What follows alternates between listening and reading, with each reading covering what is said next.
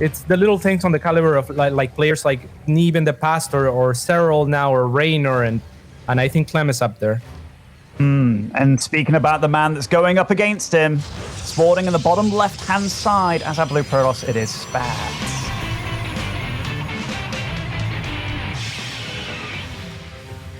Top right-hand side, we've been talking about this man everyone has. It's Liquid Clem.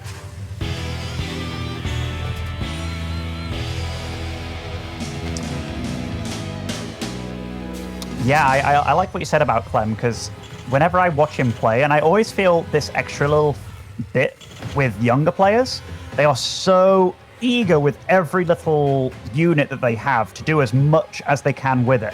And I feel that's one thing that Clem really, really does. Like, he has a Reaper, he micros it to its dying end to the last hit. Like, Widowmines and burrowing here, there, and everywhere to do as much as they can. He's thirsty to do as much as he can in game. Absolutely, yeah. They're ready to exert as much control as they can onto the game, and it's really something to watch. And they're really putting their mind to it, right? And you can see it in players like Clem and how hungry they are for the victories. At the same time, I mean, not too many months ago, we wouldn't have been talking about Clem in the same boat as Serral and Raynor. And one thing that we were mentioning before the break is that there's a lot of up-and-coming players that are making their way into this tournament, and they're making their way into this tournament by qualifying, right? It's not like we're watching a tournament that's taking place on the ladder. These guys have defeated some veterans that we would expect otherwise to be here. Absolutely.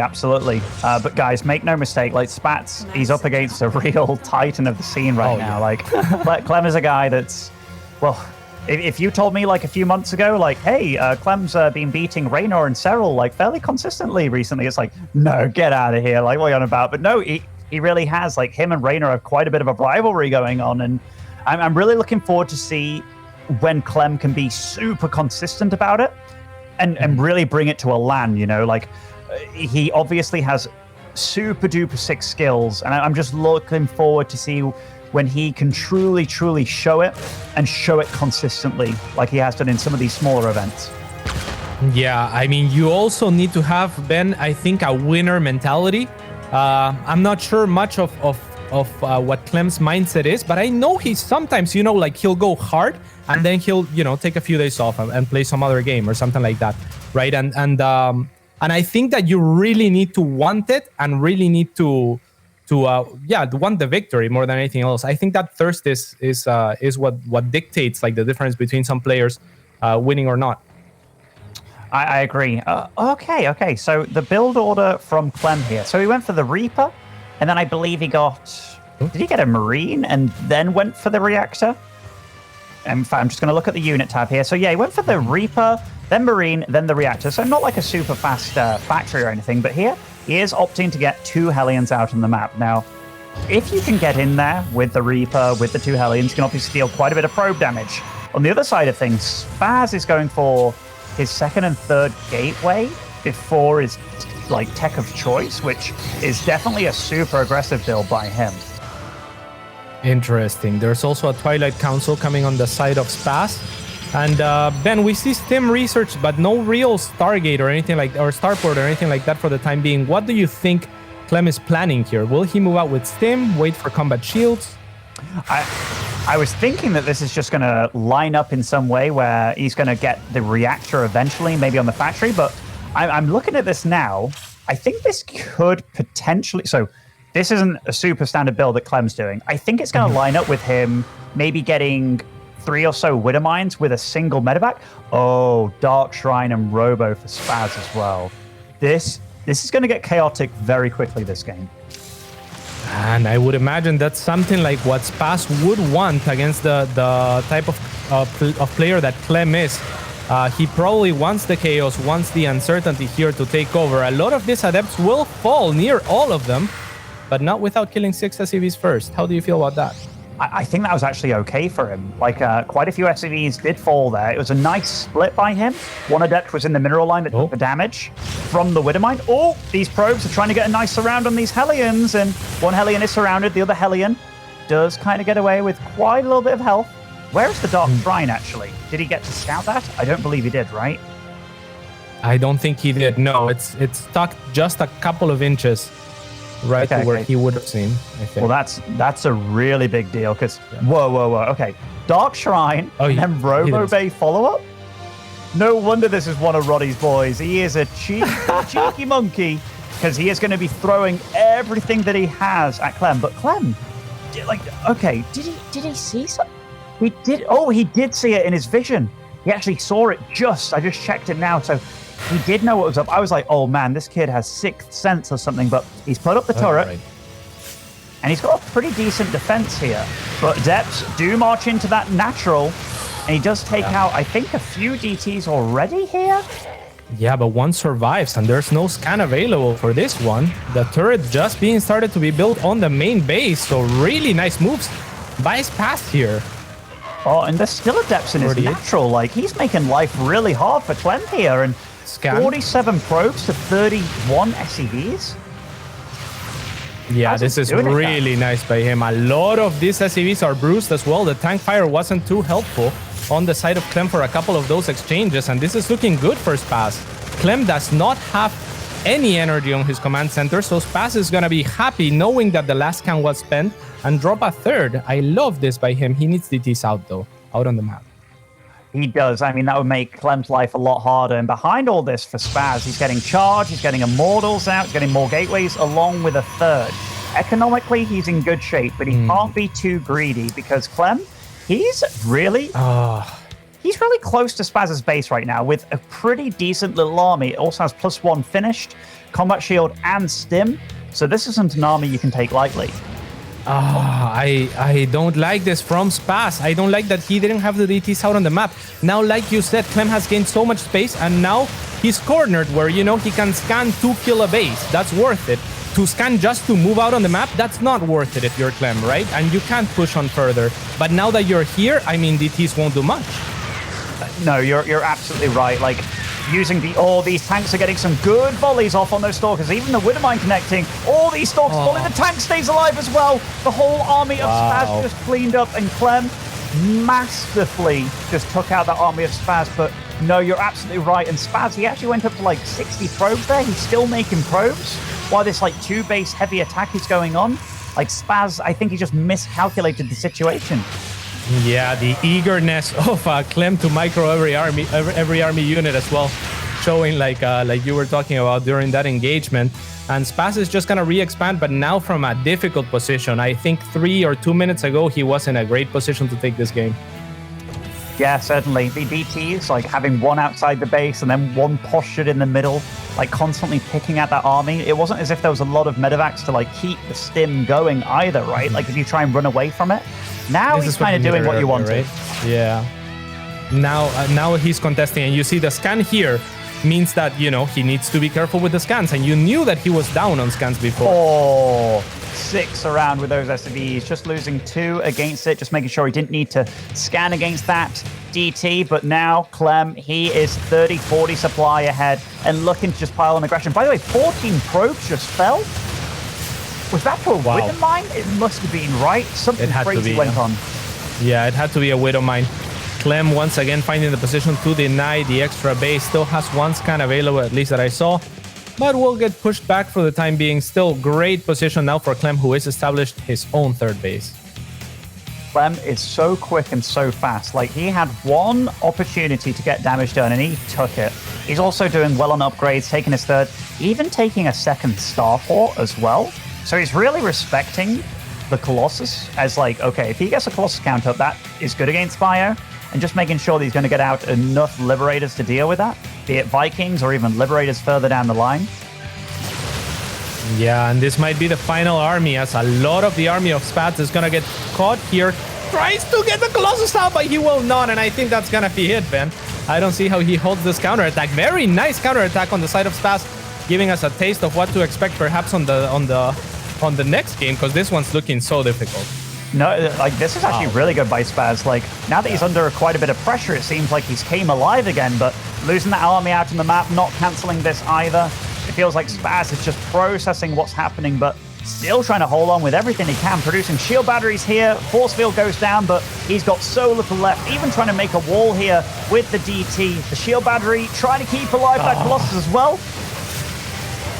That's the super shield battery. I mean, I guess he's gonna hold, but but I mean, he needs to do a little bit more than that at this point. And overcharge is gonna finally run out on that shield battery, and the Colossus will be allowed to die. Oh, even turning the DTs into an Archon to save them at the last moment, but Clem takes the first map, but it wasn't as clear-cut as it should have been, really. Like, Spaz was really in good shape, and a few little adjustments here and there, even down to, like, not probing up as much as he did do. Because when you're, in fact, I'll just check the graph over here. When you're at, yeah, he went up to, like, 58, almost 60, and he was against, like, 40 SCVs, which is, you know, that's way too eager, especially with considering how much damage he dealt. But that comes down with experience, right? Like, if you know you've dealt a lot of damage, do you need to be as greedy? Like, to get as far ahead as you possibly can? Sometimes that can be your doom, and that's what happened here. Yeah, I'm not too familiar with Spaz's play style and whether he and Clem are familiar with each other enough that he would try to throw an oddball. Like, maybe this is a strategy that he prepared for this tournament that he hasn't practiced enough, right? Where you have to fill in a few gaps where the initial brunt of the strategy plays in your favor, but it just wasn't enough to close things off. Just a little bit of adjustments, and I think that would have been a position that Spaz recovers in the future and maybe takes the game. Yeah, and we could see afterwards as well, like Zealot attacks coming in from multiple locations as well. Like he's obviously a decent player. For players that don't know of him, like if he keeps on rising as quickly as he has done recently, he's going to be a player absolutely worth watching. Also, that wasn't super like textbook, right? Like it wasn't something that I've necessarily seen that is super duper normal in PvT. Kind of seemed his own take on something, and it obviously was a good opening against a player as good as Clem. So that's also worth noting. Yeah, you love to see that from a lot of the newer players. I think that they're very, very much into exploring the game for themselves. A lot of them are as well, or at least the ones rising are. And one thing that's cool to note is that Spaz has probably been playing for a while, but now he is coming to his own, right? And in this, perhaps this year even, I really haven't heard from him before. And this is the case always with StarCraft 2, it seems, and this is really invigorating, right? If we look at the scene today, and we compare it to the scene, I don't know, 8-9 years ago, I mean, it's completely different names, right? And that is great because this could be the type of tournament where legacies are beginning to be forged, where you get the glimpse of players like Spaz who are good enough to qualify to tournaments where there's a lot of open qualifications like this one, and really show us what they could be made of in the future. You're totally right, and there's so many names as well that are in this tournament. Like I think the European, there's 4 groups of 8 players, which is really awesome. So they've got a lot of time to show, and they get to play against everybody in the groups, which is also great. And spawning in the bottom right-hand side as our Red Terran, it is Liquid's Clem.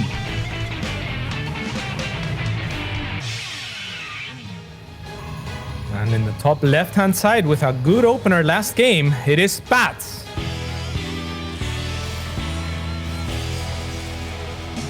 I think he's not gonna be happy. I mean, watching that replay, or even just after the game, he probably realized some adjustments that he could have made. I think if he gets another opportunity like that, he's not gonna let it slip. You know, we're gonna see those tactics that we saw, like with the double Zealot pronged harass towards the end, maybe a little bit earlier, and try to, you know, push on for that win, because I think that's gonna give him a little bit of confidence, his position in the last game. Yeah, like there's a few ways we can look at defeats like that, right? Like if you're the guy that, oh, I got so far ahead against this player that people think's a lot better than me, and I could have won if I did just a few little changes. You can either get super demoralized, but the youngsters, I don't think they've really learned fear yet, you know? Like every player they play against, it's like, this is a chance for me to show myself, and, you know, I'm not scared of anything. Like, you know, what do I have to worry about? Like, don't have to worry about paying rent and all that jazz and what have you. But no, I think Spaz, definitely, he's the kind of player that the fact that I've seen him grow so much over the past few months alone, yeah, I think this guy is going to go far and continue rising as a Protoss talent. Now, this game, we have to mention, we're playing on Submarine here, Cats, and this is a fairly short map. So I'm kind of surprised that this got through the vetoes, actually. Yeah, and further surprised that both players are going for a very quick expansion on it. So we'll see if either can do something about it. I love short maps and I love submarines, so I'm happy to see this map. Yeah, I love submarines too. Bring back bring back steps. Dude, that was the map. Actually, you know, of all the people that are like saying how much they hated that map, I actually had some really fun times on that map. Hells yeah. Yeah, I mean, I like different maps, generally speaking. I think that pro players are bound to not like them that much because a lot of the pro approaches a lot of the time to repeat and to get, you know, become a master of the craft, and new maps force you to play differently a lot of the times. And so I like the crazier ones because I think they make for very entertaining games oftentimes. Yeah, I mean, like this one isn't.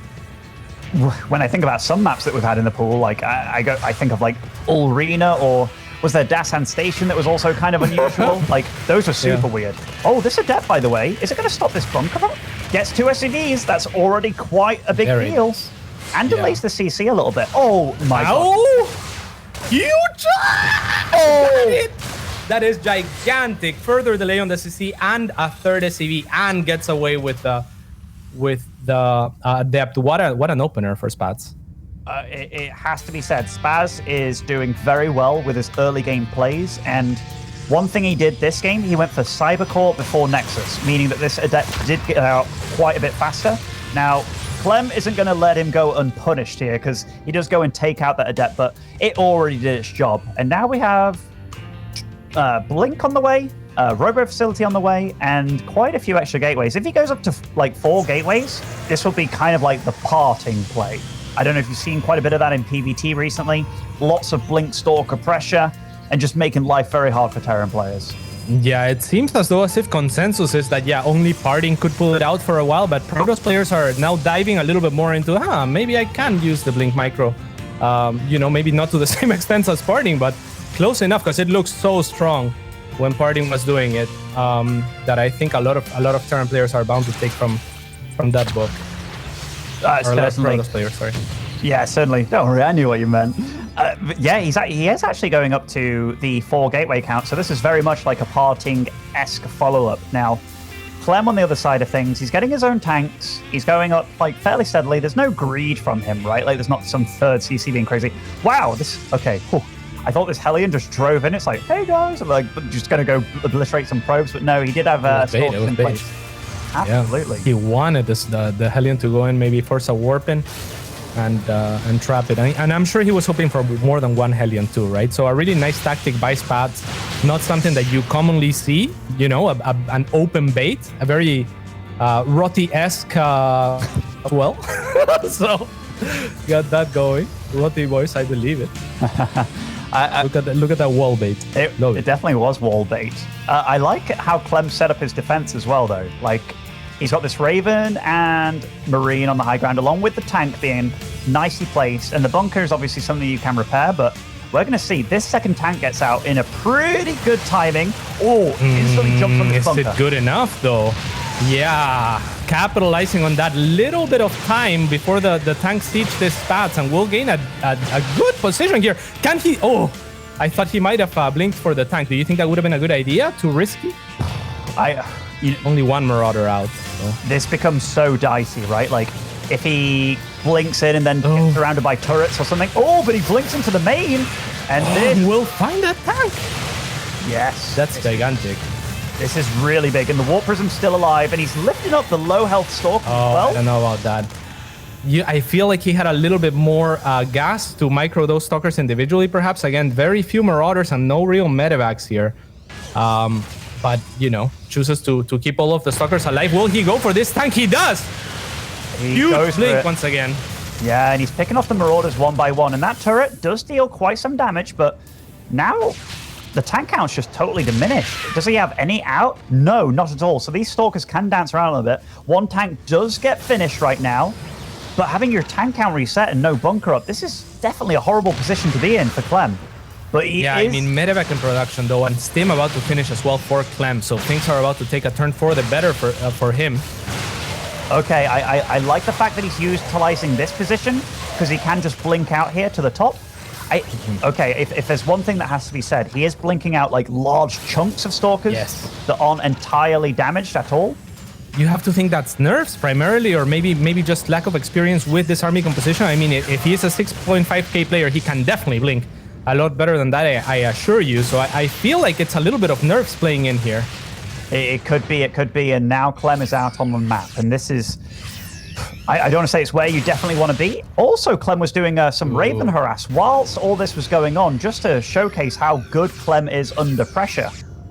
Yes, indeed. A Colossus will join the fray soon. We'll see if that's enough to keep this base alive. The tank sieging. There's too many Marauders to blink into it, though. Spaz was doing a good job there, just picking off the units, then running back, and I think he bought just enough time to keep up. Oh, blinks immediately on the tank, gets it down, and he's thwarted that push, and now he has a third base up. Yeah, very nice job by him, timing his army with the Colossus, and still having a war person on the other side of the map as well. Could this be huge? I mean, there's no turrets or anything on the side of Clem. There isn't, and this Raven's still being a real nuisance, denying mining and such. And even though Spaz has his third base up, Clem is going up to 5 barracks before he's got his third base, which means that he's definitely feeling like just being very, very aggressive here. This game will come down to the next few moments as to what really happens. All right, 8 kills on that Raven, by the way. Well-positioned tank here. It's super well positioned and splitting the army up as well. This Colossus doesn't yet have thermal lance, so it has to get kind of close to this army. You see it kind of chasing, but this tank going to take it down. All the bio as well, dealing so much damage. Clem with still the large remainder of his army, and even using medevac micro to pick up the units. Clem looking so strong in this game. And Spaz will tap out this